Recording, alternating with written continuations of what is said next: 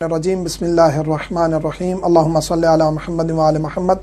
مومنین کرام، بینکاری کے مسائل، لین دین کے مسائل ڈسکس کر رہے ہیں۔ آج ہم انشاءاللہ ذکر کریں گے کہ بیمہ پالیسی، لائف انشورنس اور دیگر چیزوں کی انشورنس کروانا جائز ہے یا نہیں ہے۔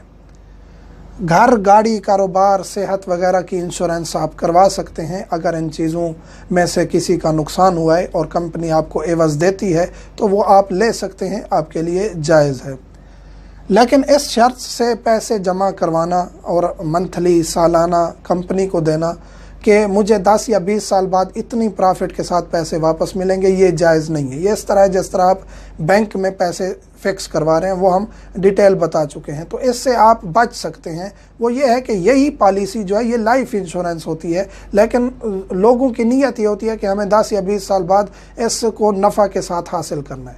تو آپ نیت کو اس طرح چینج کریں کہ موت واقع ہوئی یا حادثہ ہوا، مثلا کہ صحت کی ہے یا زندگی کی ہے، تو اس سے جو فائدہ حاصل ہوگا وہ ہمارے لیے ہے، اور یہ نیت نہ ہو کہ ہم اس جو یہ 10 یا 20 سال کی مدت کے بعد جو پیسے ملنے ہیں وہ فکس ایک ذہن میں تعین نہ کریں کہ ہم اسی خاطر پالیسی کروائیں۔ نہ، پالیسی کروا رہے ہیں لیکن اپنی زندگی کی سیکیورٹی کے لیے، یعنی کہ زندگی اگر چلی جاتی ہے، حادثہ ہوتا ہے، صحت معذور ہو جاتا ہے انسان، تو اس کے بدلے میں جو کمپنی پیسے دیتی ہے، عوض دیتی ہے، وہ ہمارے لیے ہوگا، تو یہ جائز ہے، کیونکہ وہ گفٹ دے گی، آپ کے پیسوں سے تجارت کر کے ان پیسوں کا آپ کو نفع دے گی۔ دونوں صورتوں میں یا مضاربہ بن جائے گا یا کمپنی کا ایک پالیسی ہے کہ وہ آپ کو گفٹ دیتی ہے، تو وہ جائز ہے دونوں صورتوں میں۔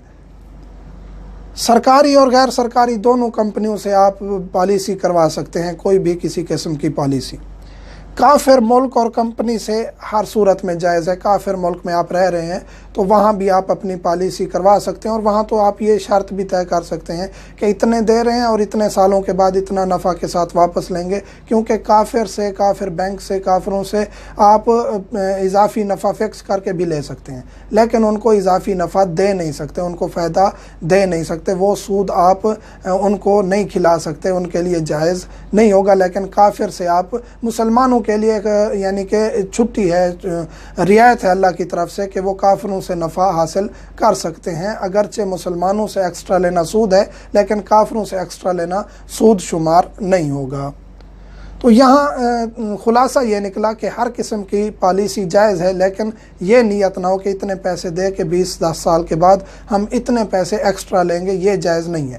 اس میں نیت یہ کرنی ہے کہ ہم یہ جو پیسے دے رہے ہیں کمپنی کو، یہ ہماری صحت کے لیے یا زندگی کے لیے ہیں، اگر ہمیں نقصان پہنچا تو اس کا عوض کمپنی ہمیں کوئی گفٹ یا ہماری پیسوں کا جو بزنس کرے گی اس کا نفع دے گی، تو یہ جائز ہے۔ مومنین سے ملتمس ہوں، مجھے، میرے بچوں کو، والدین کو دعاؤں میں یاد رکھا کریں۔ والحمدللہ رب العالمین۔